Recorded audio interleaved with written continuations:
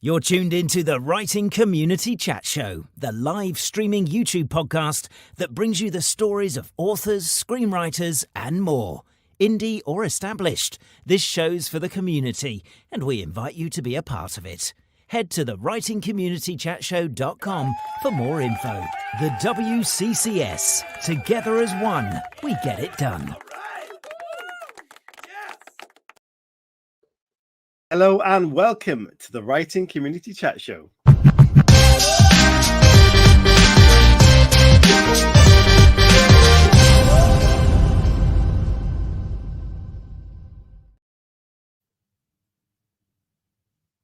Hello and welcome to season 12 of the Writing Community Chat Show. This is episode 8 and it's going to be another fantastic show for you because we've got another fantastic guest. I am here with Mr. Hooley as always, enjoying it being Friday, which is a wonderful day to get to. Which means the week is over, we can celebrate and we can get stuck into a couple of stories. How are you doing, Mr. Hooley? Yeah, I'm very good, thank you. I'm really looking forward to tonight. Obviously, being Friday and having a good chat with tonight's author, stand-up comedian, absolute professional, and Chutney Maker. Who knew? Yeah. Looking forward to getting into that with him. Yeah, Chutney, definitely something that's interesting. Yeah, Chris, it's been a good week. People have been busy, but there's a couple of things in the writing news I wanted to chat with you about and see what your thoughts are. And I'd be interested to see what people think in the chat as well. Spotify has introduced a new feature that means if you're a premium Spotify account holder, you can now listen to a certain amount of times worth of audiobooks on there. Do you know about that? I did not know about that. Yeah, that's an interesting one. Yeah, I suppose they all just sort of merge into one, don't they, at some point? Because, you know, if one offers it, then another needs to offer it in order to stay in the game. So, yeah, I like that. Yeah. I think it's a good idea. There's some really good audio productions out there. So, yeah, why not get them as well? Sarah says 15 hours a week. So you get 15 hours on your account there to listen to any audiobook. So generally an audiobook, I guess, is around 14, 15 hours, unless they're really big. So you can get to listen to a whole audiobook on there. I think that's a very cool feature. Also, which is something I found this week that was from the end of last month. We all been discussing AI and chat GPT quite a lot lately because of the writing world and the effect that can have on authors and the very easy way people can write stories or not write stories and publish them on Amazon KDP. But there was a guy called Rory Callan-Jones, who was a former BBC technology correspondent who wrote a memoir about himself and his family, published it on Amazon, did all the hard work like everyone else does. But then he had not only discovered, he was actually recommended by Amazon another book that looked exactly like his and was titled basically the same. And someone had used ChatGPT to actually replicate or almost adapt the version of his memoir. So he'd been recommended that book from Amazon from someone who had used ChatGPT to create that book. I think that's incredible. I mean, it's incredible, but it's terrifying, the fact that obviously he's put so much effort into it and then somebody's just come along in what I assume is a couple of hours and then just completely ripped him off and making money off him. I think it's disgusting. Yeah. Hopefully Amazon can sort something out. I know they were doing that you had to declare whether you'd used any sort of AI, which, you know, hoping is going to be like the new red flag or the bestsellers tag. The AI one is going to automatically switch people off and they're going to want things from actual people. But who knows? We'll see. Well, in the chat, if you've had any experience with this or anything like that has happened to you, please let us know. I'd be really interested to see how kind of extensive this is. But yeah, it's a really weird time for everything, all the industries with AI and the writer strikes and all that stuff. So you can kind of understand there's going to be a lot of teething problems in Amazon to get this right. And yeah, it's shocking. Not only having stories replicated or made by AI, the fact that they've chosen a memoir to kind of duplicate, I think is bizarre. But there you go. People will go to any extent to kind of get their kind of funds out of easy ways of making that money. Yeah. So after that kind of downward slope there, Chris, do you want to get? Should we get tonight's guest on? Yeah, definitely. Really looking forward to chatting to him. Obviously, he's coming all the way from France, which is brilliant. To chat to us tonight. So yeah, take it away. Excellent. So, ladies and gentlemen, prepare yourselves for a guest who wears more hats than a fashion-obsessed octopus on a shipping spree. He's not just your run-of-the-mill comedian, he's a comedian who lives in rural France but commutes back to the UK just to make us laugh. Now, that's what I call a dedicated traveller of humour. He's an author with bestsellers that can rival the Eiffel Tower in height, a columnist with insight sharper than a baguette, and stories juicier than a ripe camembert. And to top it all off, he's a chutney making extraordinaire. So whether you like, he's tickling your funny bone, sharing his hilarious take on life in rural France, or whipping up some mouth-watering chutneys, he's a man of many talents and even more laughs. Please join me in welcoming the one and only, the multi-talented, the witty, and the unforgettable Ian Moore. Hello, Ian. I like that makes me sound like Renaissance man. I am, and I love the ideas that my stories are riper than camembert, which means that they stink. Basically, that's what you're saying. That's just a polite way of saying they stink. Not at all. I was trying to make a humorous introduction to a humorous man. So, fine. Ian, how are you doing, sir? How are you doing? I'm very well. It's lovely to be here, and it's, like you say, it's Friday night, isn't it? So I've got a local brew. Yep. Cheers to that. Looking forward to it. So yeah, we mentioned you're from France numerous times already. Where in France are you coming from? In the centre of France. I'm in the Loire Valley. It's basically where all my books are set, in the Loire Valley, along the River Loire and the River Cher. About an hour outside of Tours. We're very rural. Middle of nowhere. Nobody bothers me. Yeah, that's what we came.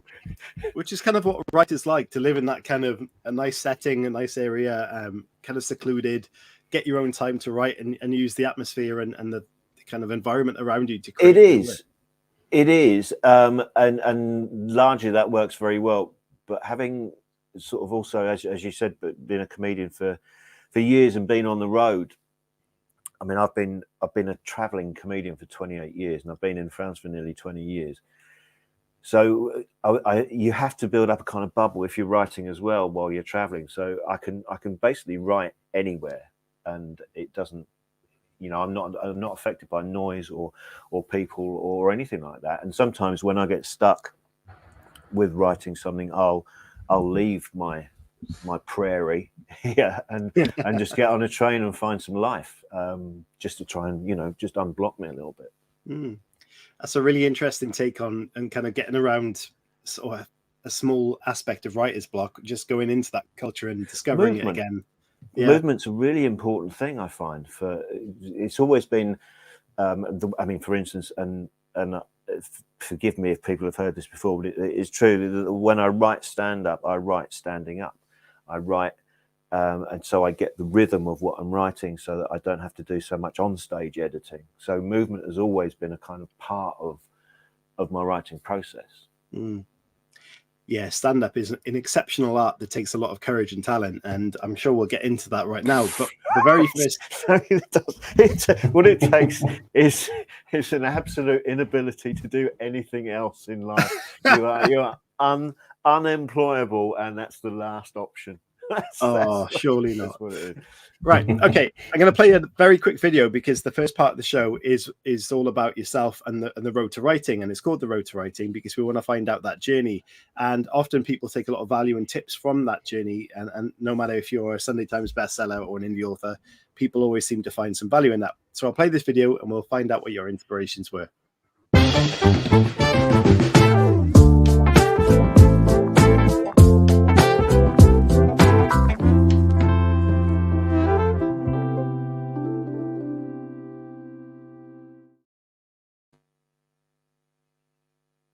And obviously, stand-up writing is something you've dealt with, and through many kind of professions, you've dealt with writing in your career. But when was it something you discovered that was an interest to you, and at what point did that become an author type of writing, and what were any inspirations you might have had for that? It was always the goal, I think. Well, I know, because obviously it's my goal. It was my goal. When I first came to this area of France, in the summer of 1990 with my girlfriend Natalie, who is now my wife. We came on holiday because her parents had a jeep near here, and I just immediately fell in love with the area. And I remember sitting in the garden at her parents' place and said out loud to Natalie, I said, I just want to retire here and write light, undemanding comic novels. You know, I wasn't setting the bar terribly high at that point, but you know, I was only 18. But so it's always been the goal, really. And from that, I kind of fell into corporate video script writing. And from that, I tried sketch writing and tried writing comedy for other people, all of which became so laborious and had to go through so many different levels of people telling you, well, that has to change and that has to change and that has to change. And I kind of fell into stand-up. It wasn't a goal to be a stand-up. I wasn't really aware of people outside of television making a living from stand-up either. And once I started doing the stand-up,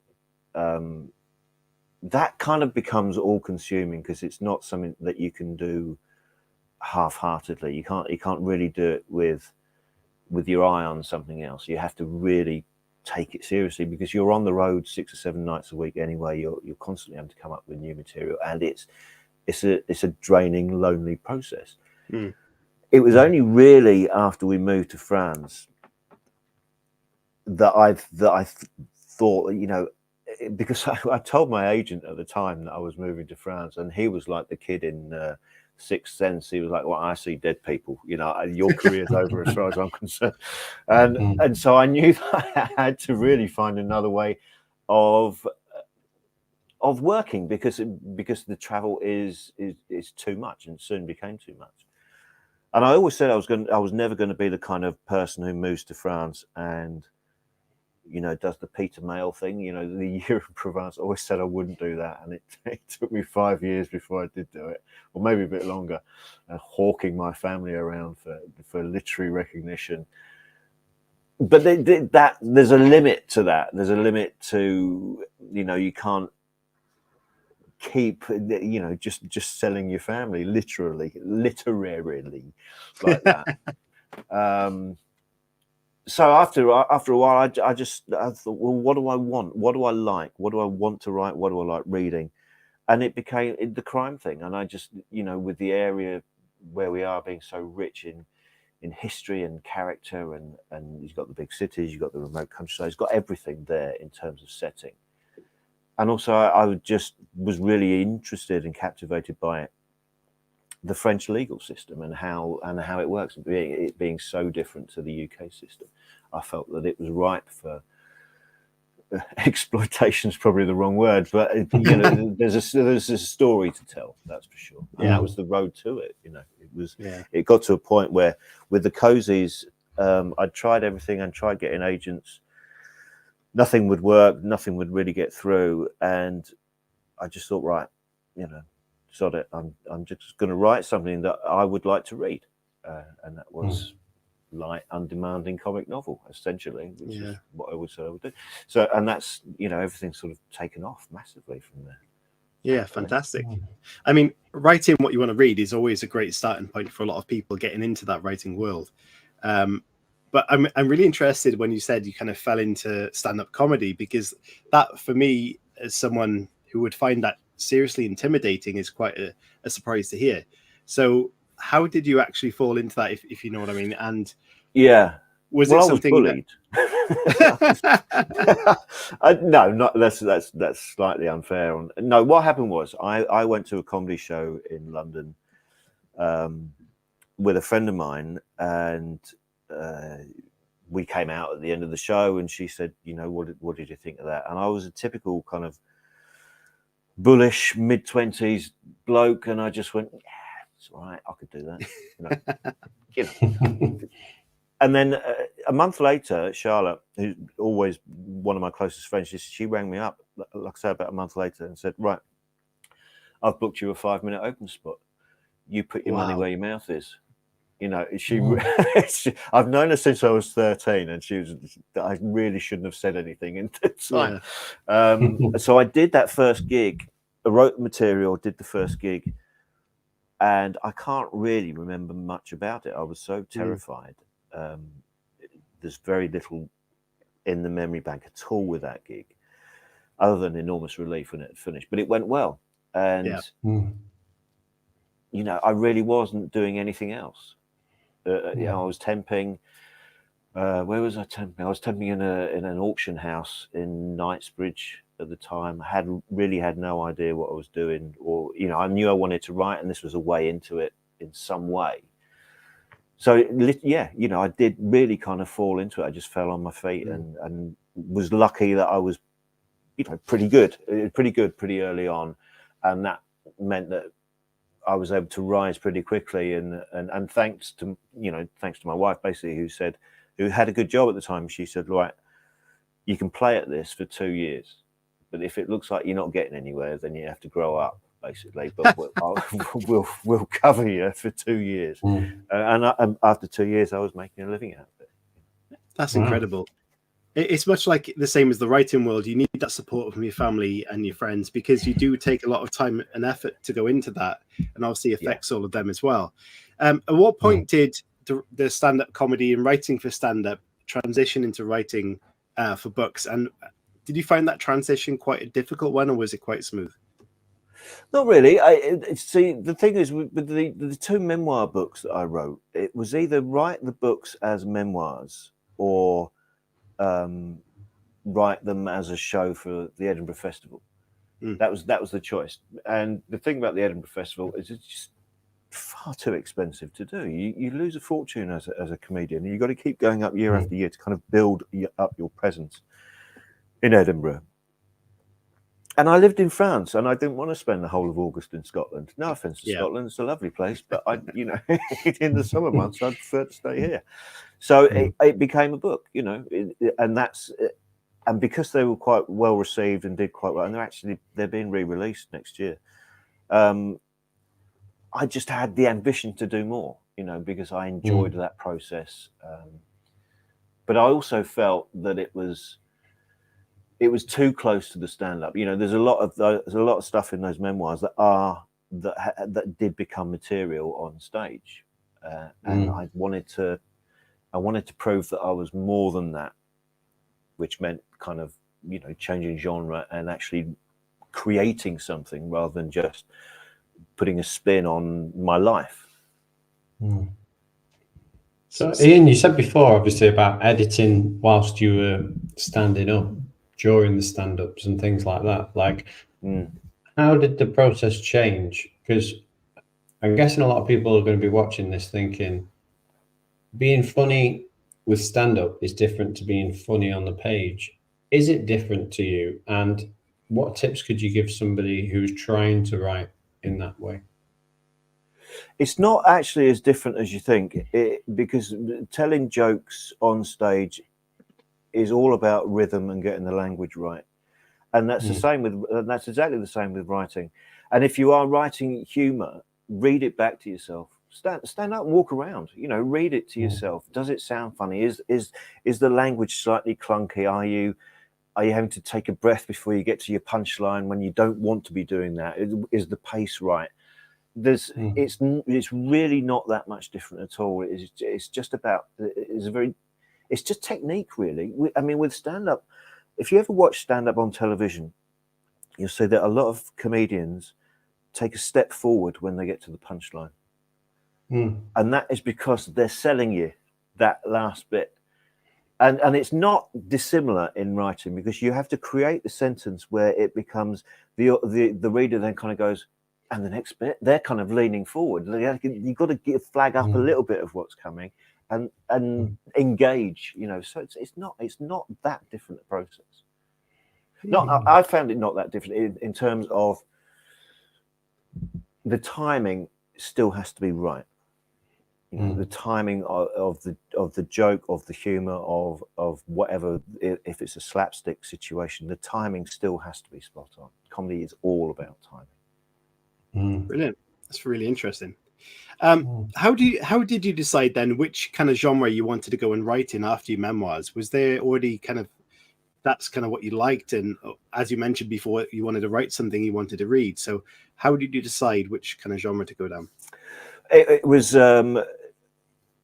it was you know, a little bit of what you know, in terms of I'm a huge fan of whodunits, TV and film whodunits. You know, that's my wife and I love sitting down and watching, you know, Poirot and Morse and things like that, which engages. And I wanted to create something like that because that is what I really enjoy.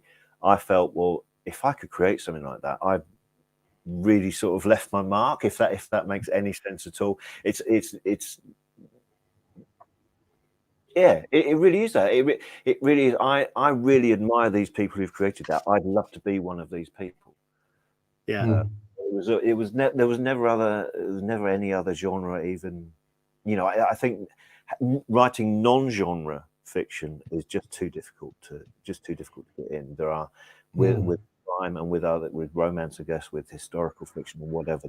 There is essentially a framework that you can work by, whereas, you know, non-genre fiction is just too wide, and you've got to be really lucky to not just get past the gatekeepers into publishing, but make any money out of it, you know.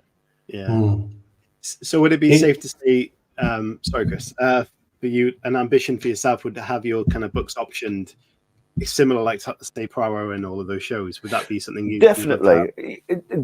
I mean, the cozy ones have been optioned, and they're being worked on by the same people who make the Agatha Raisin TV series. But that wasn't in my head when I started writing. I wasn't writing for the option, if you like. I wanted to create something, a book that is physical. The thing about stand-up is that it's so ephemeral. You're on stage, that moment's gone. The minute you step off stage, that moment's gone. And the come down is sometimes really quite cruel. You know, you write alone, you travel alone, you're on stage alone, you go back to your hotel room alone at the end of it. It's a really quite crushing process to come off stage in front of 1,000 people and be controlling them almost, and then just go back to your travel lodge and then have your ginsters pasty. It's a real, it's not an easy thing to cope with sometimes. Yeah.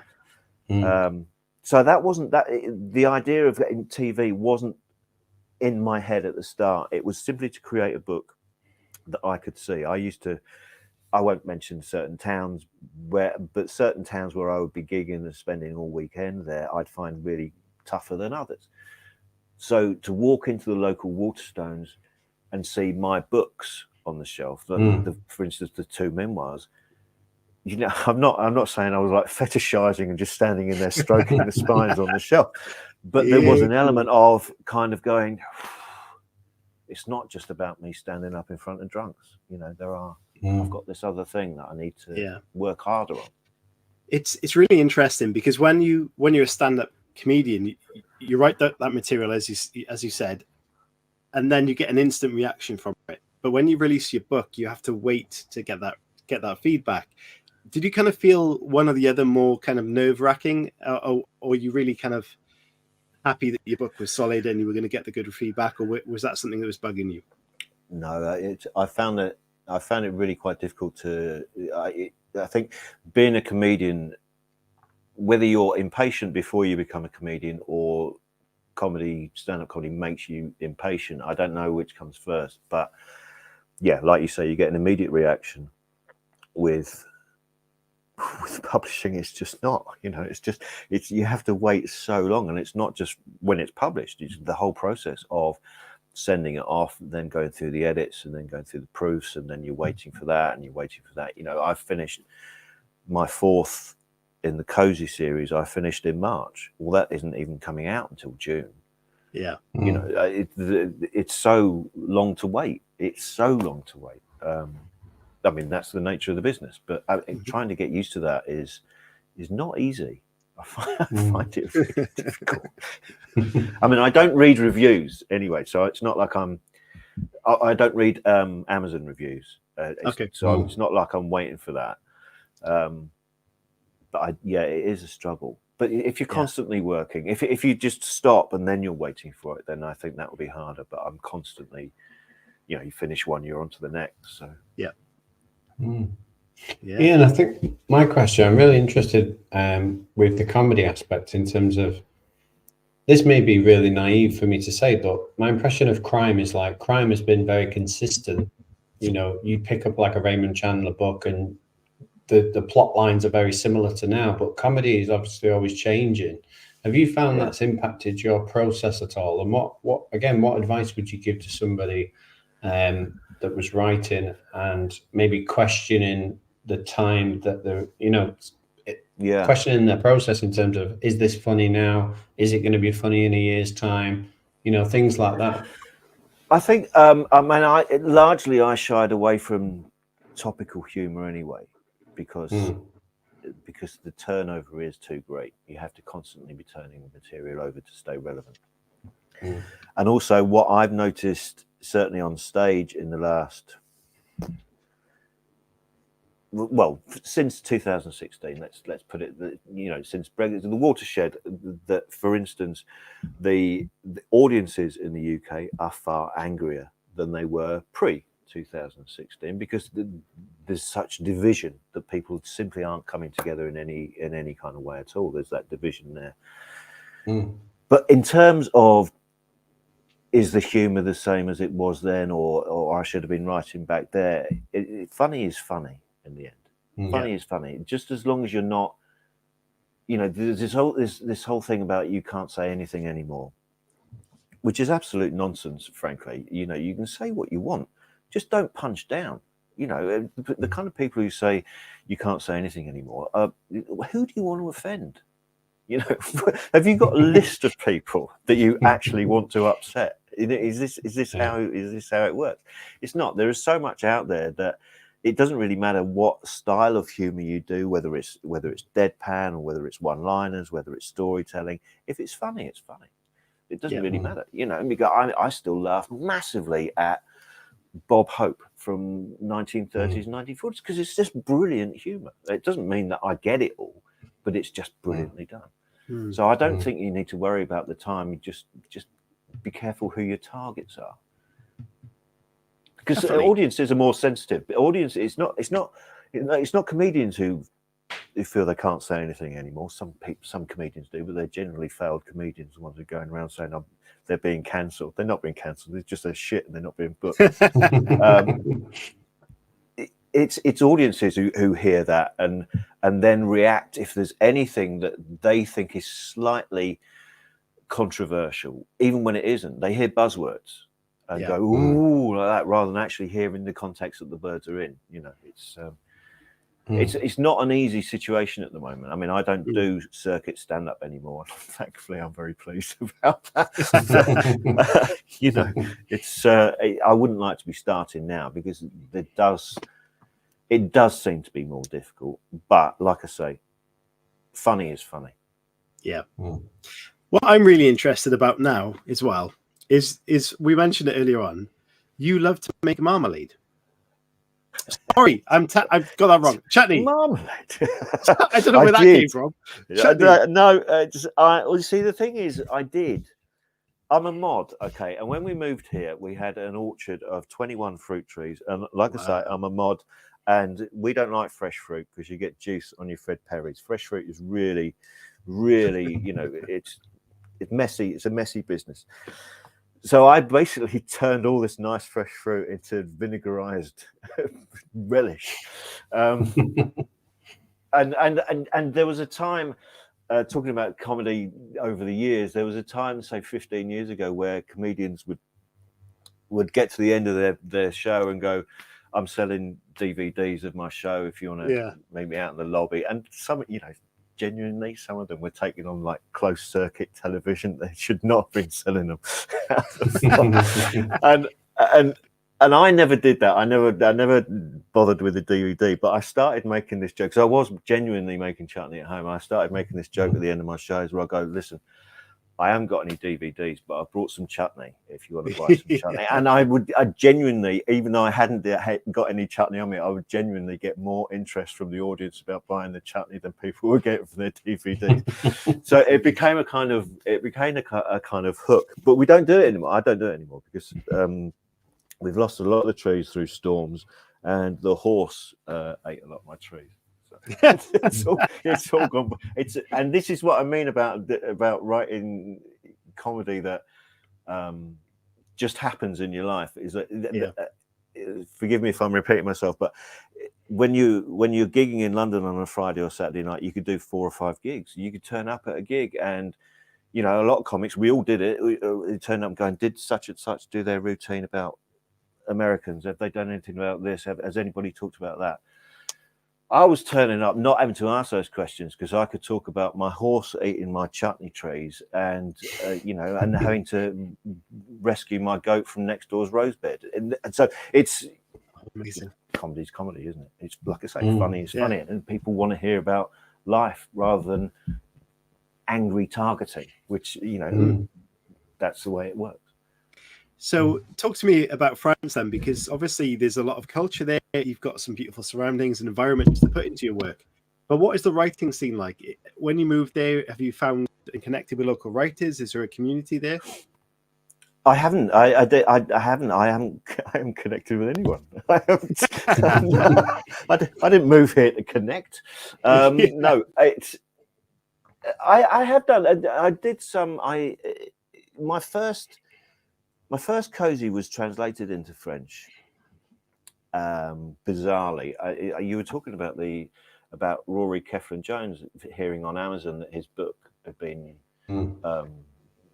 AI'd and chat GBT and stuff. Interestingly, but I knew that this French company had bought the rights to Death and Croissants, and I got an email from Amazon, French Amazon Pie Fair, saying there's a book coming out in February you might be interested in this book, and it was my bloody book. You're damn right I'm interested. And they changed the title. I mean, half the title's in French. It's called Death and Croissant, and they changed the title to Un crime à donner la chair de poule, which is a crime that gives you goosebumps. Which is bollocks. It's just an awful title. So I said that they're not having any of the others. I didn't want to work with them anymore. But I did a whodunit festival, and they asked me to do a lecture in French about what constituted a cozy crime. And I was talking about, well, the murders take place off screen. There's not a lot of forensic detail. The investigators are generally amateurs, and they're all kind of nodding at me, going, "Yeah, all right, that's all well and good." And then I said, "Well, there's no sex in cozy crime," and they just went, "Ah, you mean it's English?" And they finally they kind of got it after that. But there isn't. I mean, there are writers around, and I've done a couple of bits locally, but because I've only had the one book translated into French so far, there's not that many opportunities. Ian, I'm really intrigued because we spend obviously a lot of time with a lot of people from the crime writing community, and they are some of the nicest people that we've ever had the privilege of meeting. But obviously on the comedy circuit, I should imagine you grow quite close to one another and you become good friends and stuff. So if I had to make you choose at gunpoint, which group of people would you rather hang out with? That's really interesting, because I do feel that I've moved into crime writing and kind of left comedy behind. I've got some really good mates, comedy, and you work in it long enough, and the nights that we all went out after shows, and the memories, and I've worked all over the world. I've worked at every continent other than South America. I've done royalty, I've done war zones, I've done everything. But for the first 10 years of being a stand-up, I genuinely felt that I didn't belong. I felt that I was an imposter and that I didn't have the talent to do this, and was constantly expecting somebody to tap me on the shoulder and say, "Look, you've had a good run, but you're in the wrong room." All right, time to move on. So it took me ages to realise that I was good at what I did and that I had a right to be there. Whereas I went to Harrogate this year. I absolutely loved it. I mean, the caveat on that is Mark Billingham is one of, I've known Mark for nearly 30 years because he was a stand-up, so there was that connection. And also Queeve McDonald, CK McDonald was there with his wife Elaine, and I've known Queeve for, again, 20 years. So there was the two worlds were there anyway. But I really enjoyed it, really, and didn't feel for that weekend that I was an imposter. Yeah. So I think if you got a gun to me, you probably wouldn't need the gun. I'd just take the writing community. Well, I was actually there interviewing for Pan Macmillan, and I saw Queeve, but I did miss you. But while I was there, I was actually given this book. So even though it's such a small place, it's such a small place, but it's amazing how you can miss people. So hopefully you'll be there next year and we can catch up with you. I was really lucky because I was only going up there just to see what it was like. Really, I'd never been before, and Richard Coles got ill. Reverend Richard Coles got ill, so I took his place on a panel. So I really, I got really lucky for the whole weekend. But it was. I'm not supposed at my age. I'm not supposed to feel like a fanboy or anything like that. But I really enjoyed the whole place.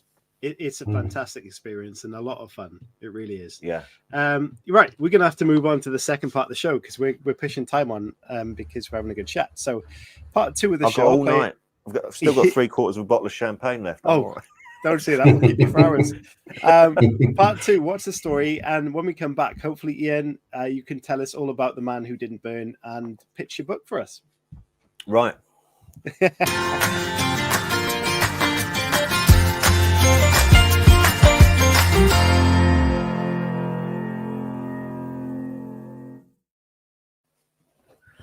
I was looking for my copy. It's fallen under my sofa.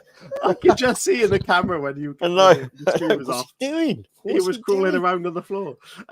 Brilliant, Ian. Could you please let everyone know what The Man Who Didn't Burn is all about, please? Yeah, The Man Who Didn't Burn is essentially it's a story of identity. It's set in the Loire Valley, and it begins with an English expat teacher, retired teacher, is found dead on a hillside, crucified, very symbolic death. And the investigator is an investigating magistrate called Juge Mathieu Lombard. Investigating magistrate in France, because the system's different, it's the magistrate that controls the investigation. He's over and above the police. He tells them where to look, what to look for to a certain extent. He's the one who dishes out the warranties, does the interviews, gives permission for arrests. So he's like a super cop, but he's supposed to be independent. He's just looking for the truth. He's not got no bias, is the idea. That's how it works. Now, my juge d'instruction, Mathieu Lombard, is half English and half French.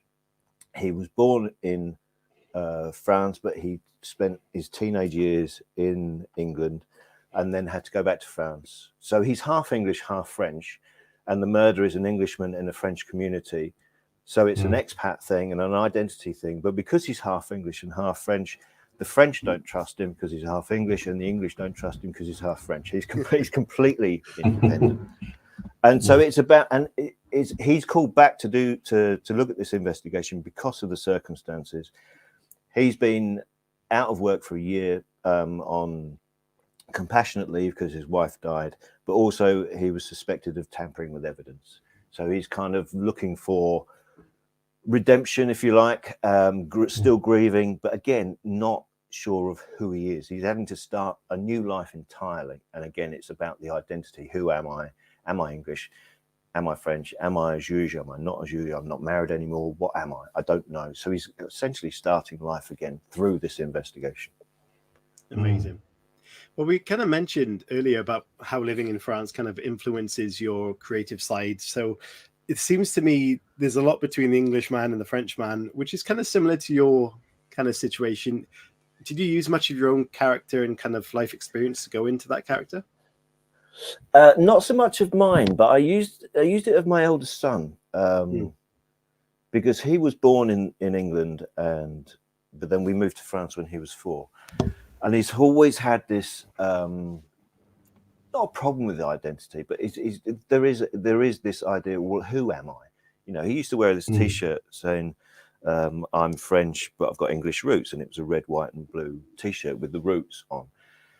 And for years, when he was at school, he would be quite bullishly English. You know, he'd support England in football, and he'd get into problems in the playground because don't you insult my country and all of that business. Okay. So he was very English in a French environment. And then Brexit happened, and he was so embarrassed by the whole thing.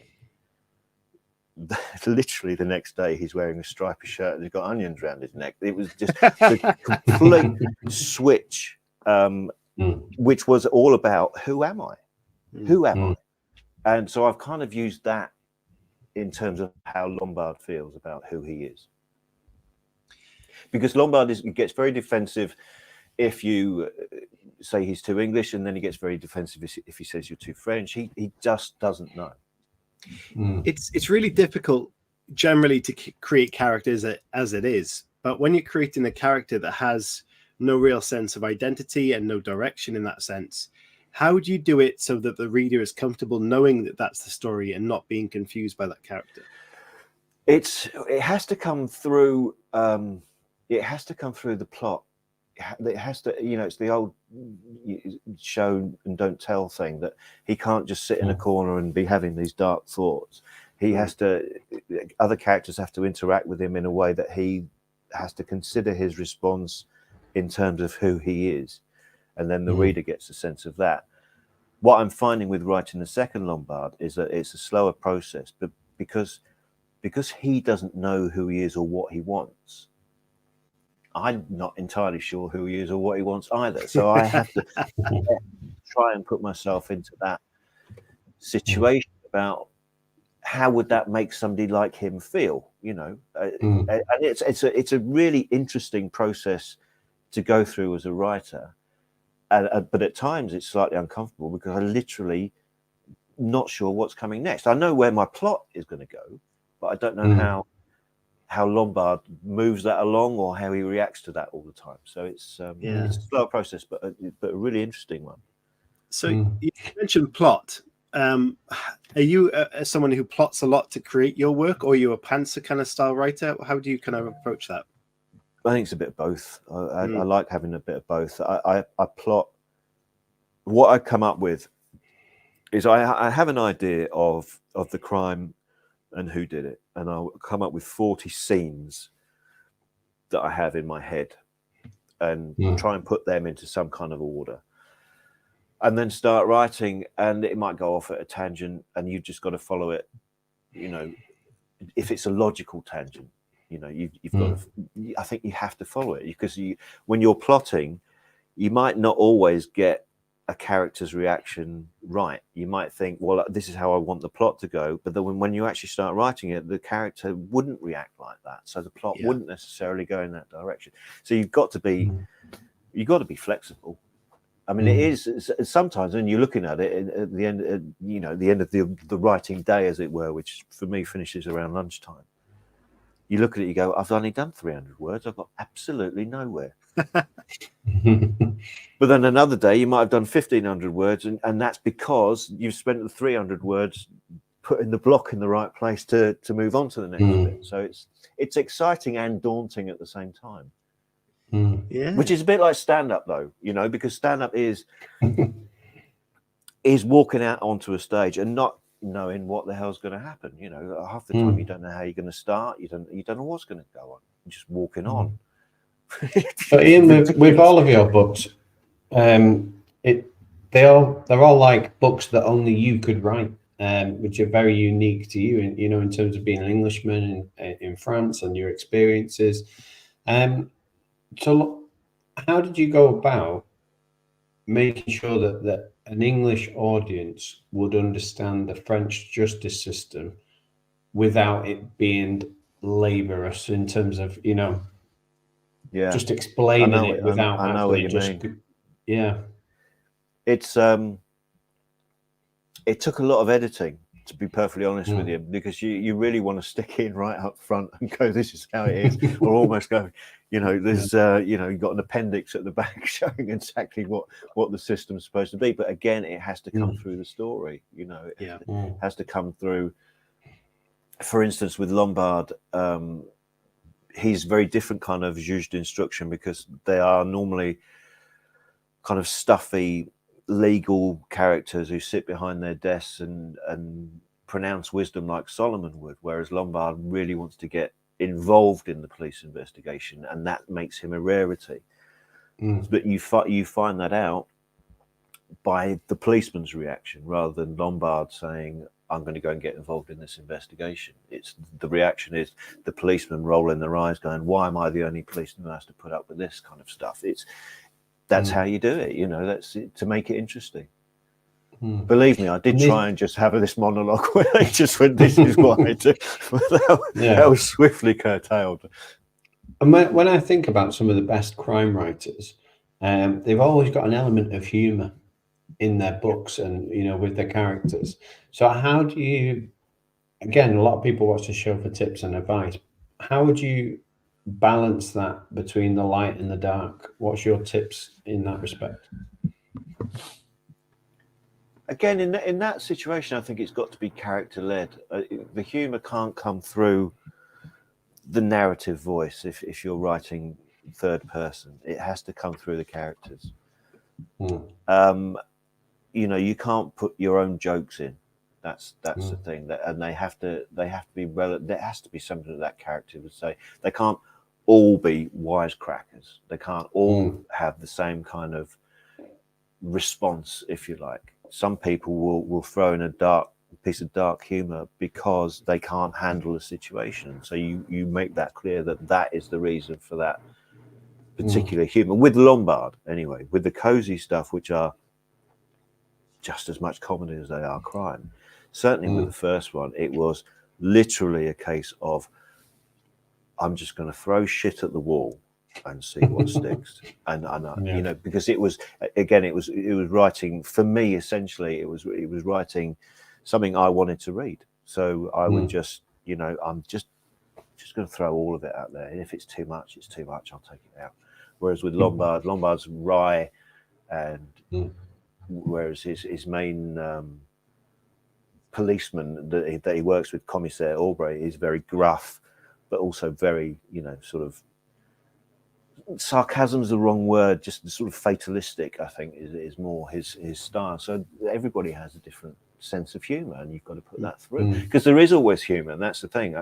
That's what Billingham was saying when we were in Harrogate doing this panel. Every situation there is some humor, whether it's right or wrong. Somebody will say something that's supposed to be humorous, always. Humor carries us through all kinds of situations in the best way. Well, it does, and especially, and that's essentially the difference between English and French as well. Is that when I've done stand up in French, and when you do stand up in English, I take the piss out of the English, because the English, we've always been able to laugh at ourselves. That's a very sort of English trait. Well, when I do stand up in French, I take the piss out of the English as well, because the French can't laugh at themselves. So you have to know your audience, Certainly. You mentioned earlier you kind of been in war zones, presumably to do comedy. Yeah. So I was out in Afghanistan in 2008, and I saw comedians out there at the time. It was fantastic.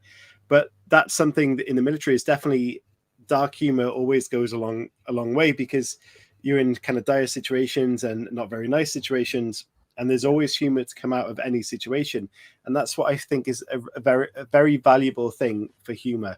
Whether you're happy, whether you're sad, it can bring you out of a sad mood, it can bring you out of a bad mood or a terrible mood. It's always there to lift someone up, and it can do that. It's an icebreaker, isn't it? It's a mood breaker, like you say. If you're in a situation, I mean, I've never been in a situation like you. I did a lot of comedy gigs for the decompression gigs for the military. When you came out of Afghanistan, you go to, that place in Cyprus. Did you go via? No, I didn't. For a couple of days. Straight home, unfortunately. Right. Well, they did this thing where they did decompression, so you'd come out of the war zone, and you'd go to this base in Cyprus for a couple of days, and you'd have jet skiing, and you'd play pool, and you'd have a show, you'd have comedy and a band, and and sometimes it worked, and sometimes it didn't.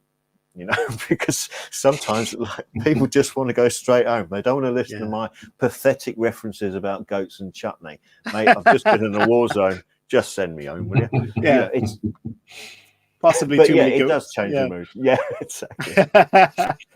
Cool. Right, we're going to move on to part 3 of the show, which is community questions, guys. So if you do have questions for Ian or for us, for all of us together, whatever, please send them in now, and we will start asking those once we have dealt with our staple questions of the show. I'm going to play another video, and let's get on to part 3, community questions.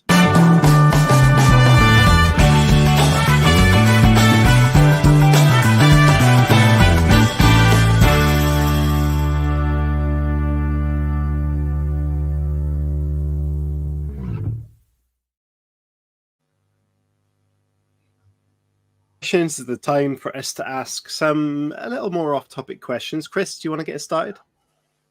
Yeah, one of the questions that we've been asking that's been a staple of the season is, obviously we're very much aware that we're online now, and this recording will probably outlive all of us. So if someone was going to take over your characters in the future and use them in any way they wanted to, what advice would you give to them? What would you want them to do? Don't upset my wife. That's the first thing. Because when I first started writing the cozy ones, Richard, the main character in the cozy, Richard, is a middle-aged Englishman who lives in France, and he runs a B&B in France. Now, I run a B&B in France, or did up until last week, and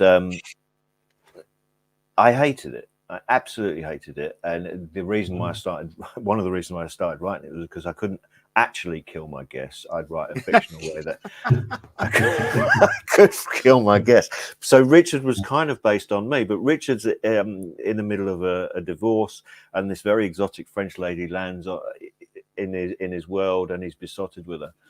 And my wife read this, and she just got really. It's just your bloody fantasy, isn't it?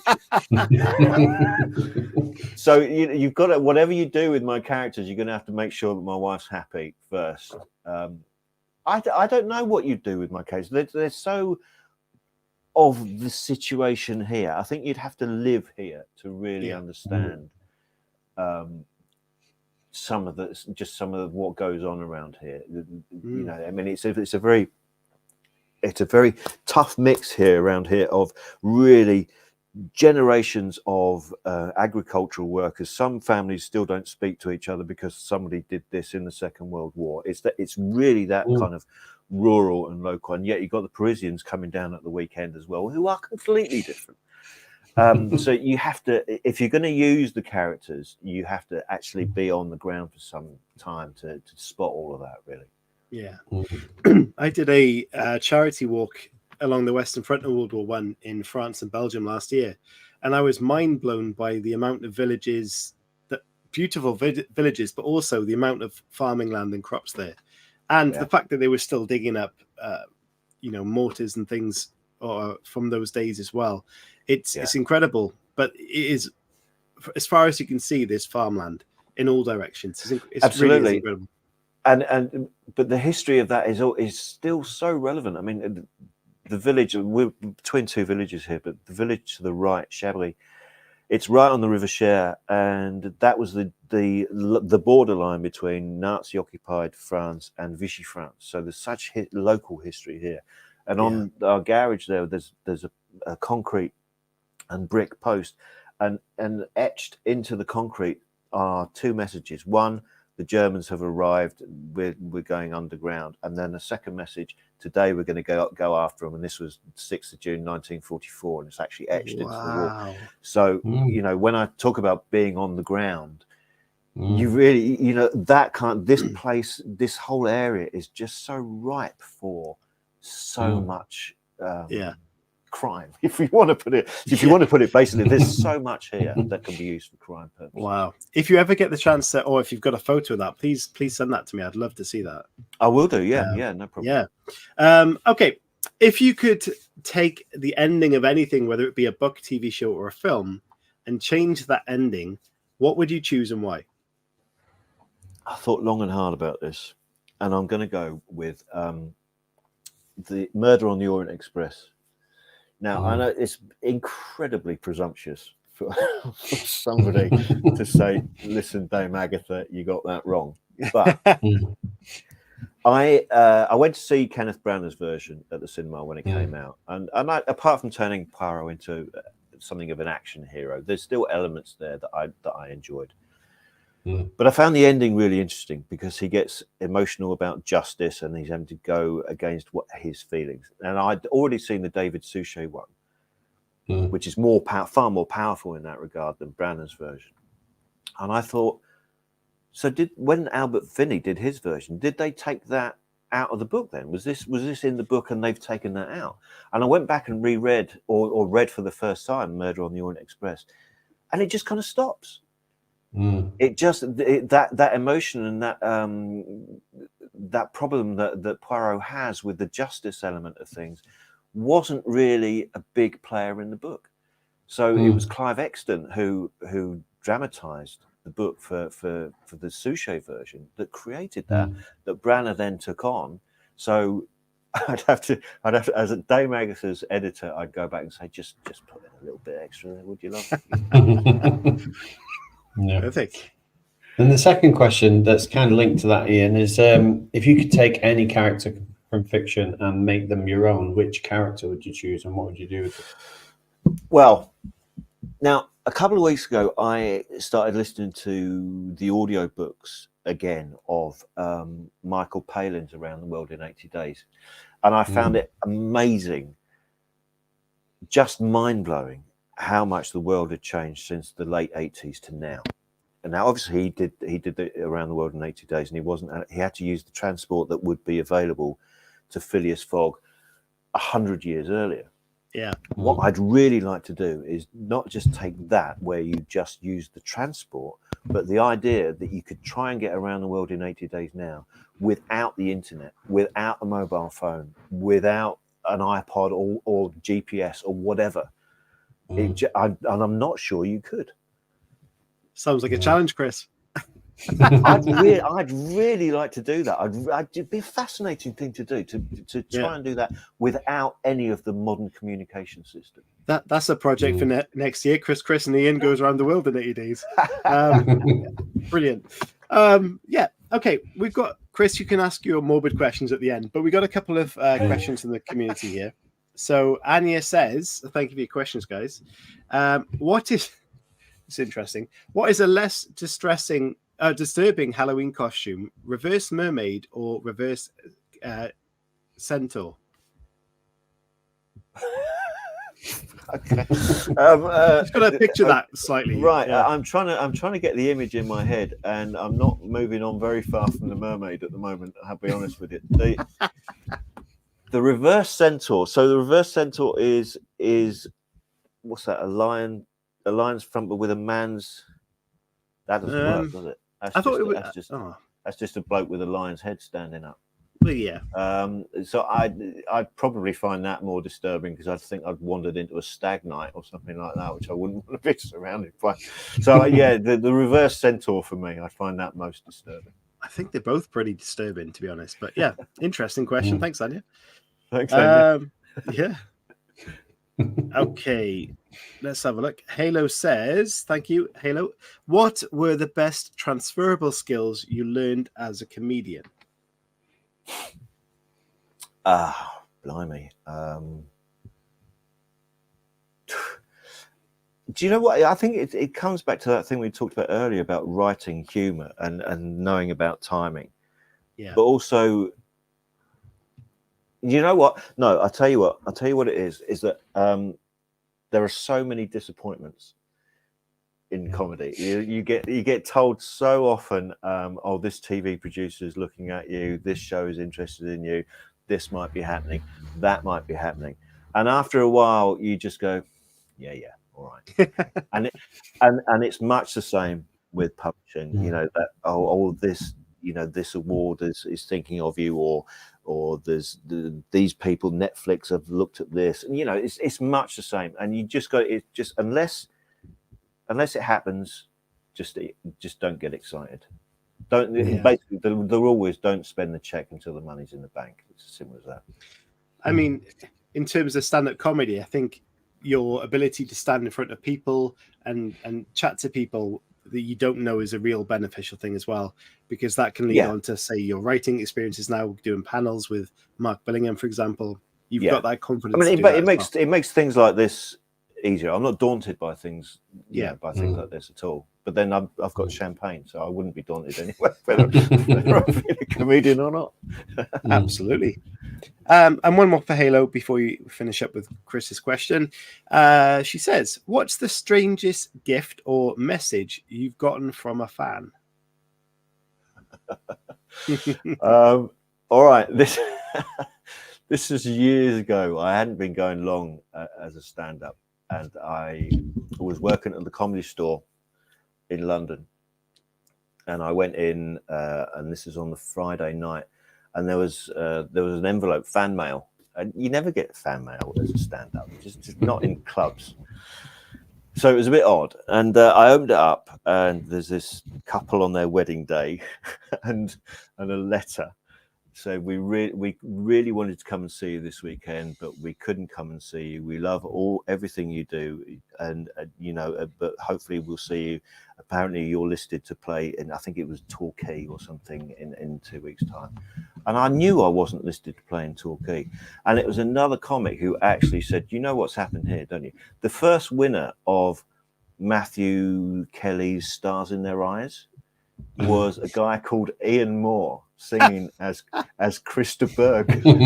And they thought I was the Krista Berg impersonator playing at the Comedy Store. So they'd sent me a wedding photo.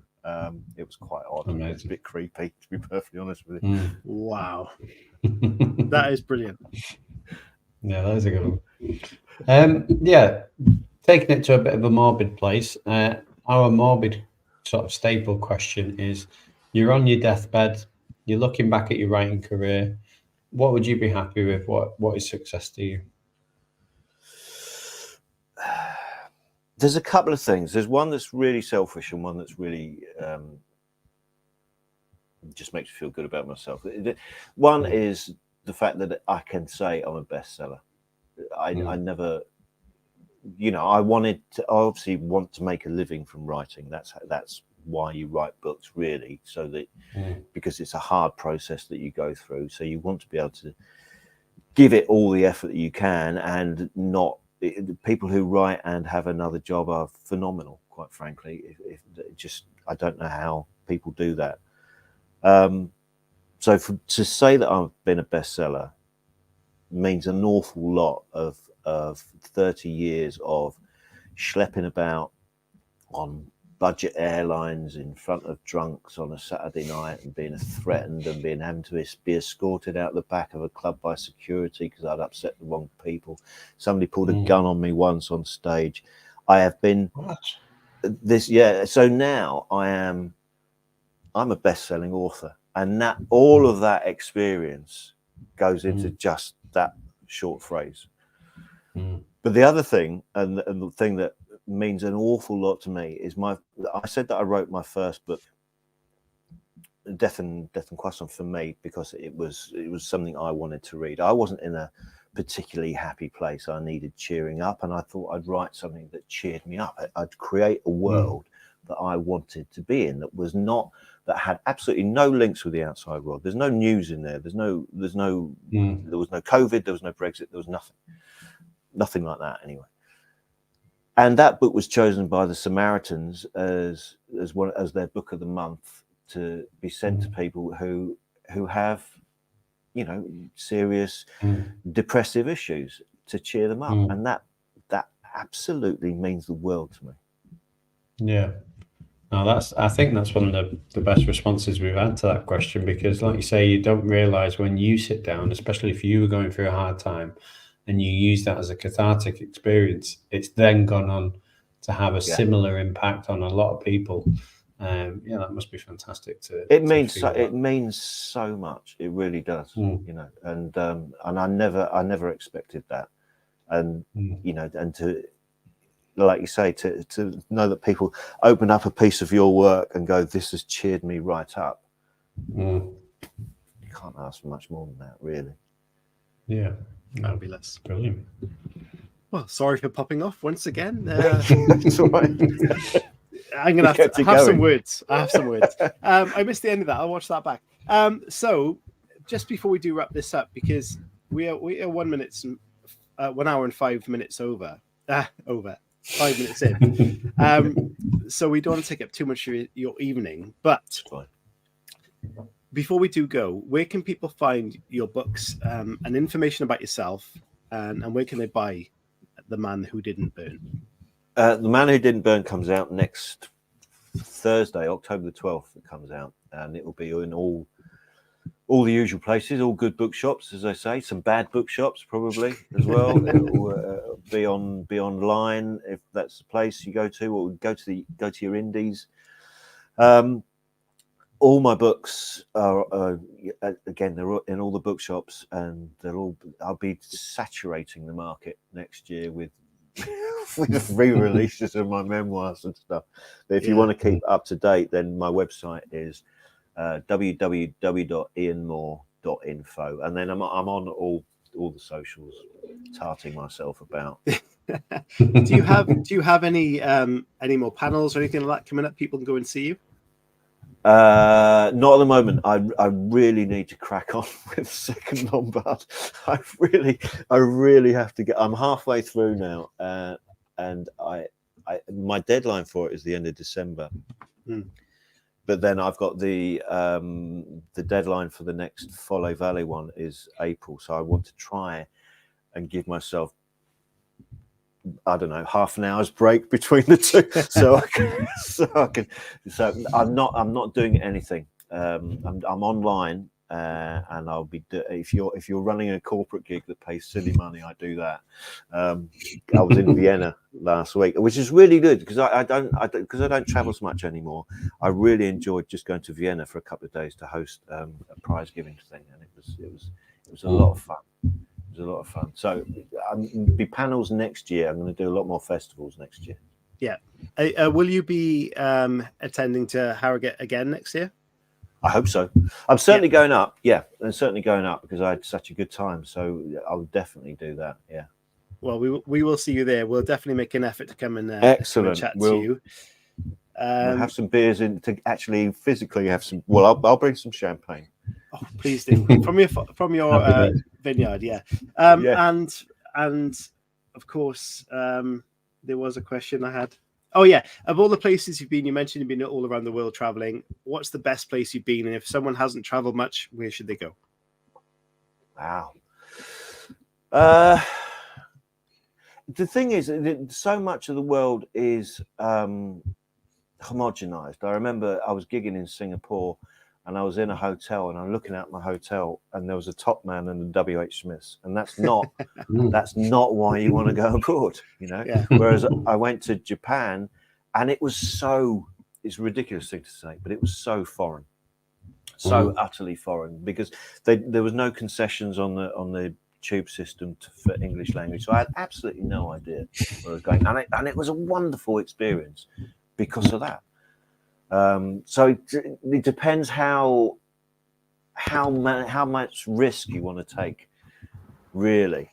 You know, I remember I went to one of the strangest things I ever did, and I'm sorry if I'm banging on, but one of the strangest things I ever did was I did a troop gig in Kosovo, and the UN troops, you probably know, the UN troops were there to stop the flow of basically counterfeit goods coming from former Yugoslavia into Western Europe. So we did a gig in the UN camp there, and during the day before the gig, they took us to this huge supermarket of all the counterfeit goods that they'd taken off the criminals, they were selling back to the soldiers at cut price rates to take over to Western Europe. That is amazing. It's the world in a nutshell. Oh, It wow. was one of the most astonishing experiences I've ever had. That is incredible. Sports of jeans. That is amazing. Absolutely love that. There's plenty of nice comments in the chat. Alison says, Mercy, that's about all of my French. And Anna says, that's another awesome interview. Thank you so much for sharing all of that. And Lucia says, thank you to everyone. It's another great night with you all. Thank you for all of you tuning in. If you're listening back on the podcast or watching this back on YouTube, thank you so much. It means the world to us.